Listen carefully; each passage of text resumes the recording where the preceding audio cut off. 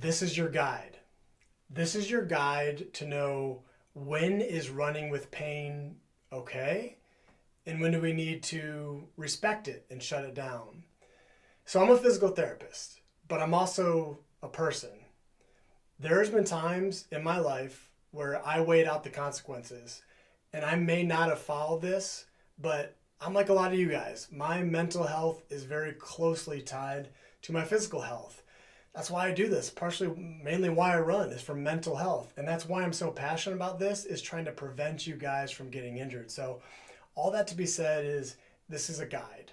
There's never going to be a system that fits everybody, but I think the patterns and the trends that I'll show you in this can hopefully help give a lot of you guys some answers of when is it okay to kind of push through and when do we really need to respect it. So this is for shin splints, but really this is for everything with my runners, no matter what injury that it is. So we're going to go over some patterns of before, during, and after running of what does the pain do. So first, let's use the pain scale. A lot of you are familiar with this, 0 to 10. 0, no pain at all. 10, take me to the emergency room. I am very well aware that my 5 is going to be different than your 5.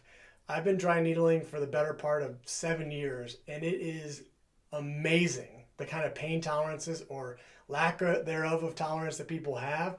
People respond to pain so differently. But the trends is really what I want you to kind of be aware of. So again, 10 is the worst it could be imaginable. 0 is no pain at all. I kind of have a rule of 5 and up, 5 included. Stop, no go. 5 and above, that's a no go. So really we're dealing with this kind of 1 to 4 range. 0 and no pain at all, that's kind of a no-brainer. So let's look at these trends. Let's go over these 4 circumstances, and there are more circumstances than this, but I didn't want to just have like 100 different lines on here to make it confusing. So hopefully this will make sense. A lot of you chimed in down below, and I'm thankful that it did. Let's start with this black line, 3 to 4. Let's say I've got shin pain before my run, kind of get a baseline. Where am I at? It's a 4. So in this situation, it's a 4. It stays a 4 during. It's not getting better. It's not getting worse.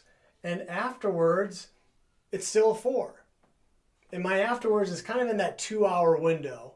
So if my pain didn't get better, didn't get worse, and stayed the same, in my opinion, running is probably not making it worse. So this person, this situation, it's okay to run. Well, let's go over the next one, the blue, because that's going to be a slightly different situation. We're going to have a split in the road. Let's say I have 2 out of 10 pain before my run. As I'm going, it increases. It goes to a 4. Keep going. Keep riding it out. As you continue to go, situation 1, the pain stays that same after. It increased and it stayed increased for the first 2 hours afterwards. That is a no. That probably was not a good idea. The tissues got aggravated and they didn't come down right away. That same situation, if it goes down afterwards to your baseline, so it's the same before and after, got a little bit worse during, but then it rightfully so went down after, then that's okay. So that's a good example of kind of split of either respect it or kind of push through it. Next example, let's say it's a 1 out of 10 before the run. As I'm going, it stays the same. I'm feeling pretty good during it. Towards the end, it starts increasing. It starts going higher. Now I'm in this yellow light zone, 3 to 4.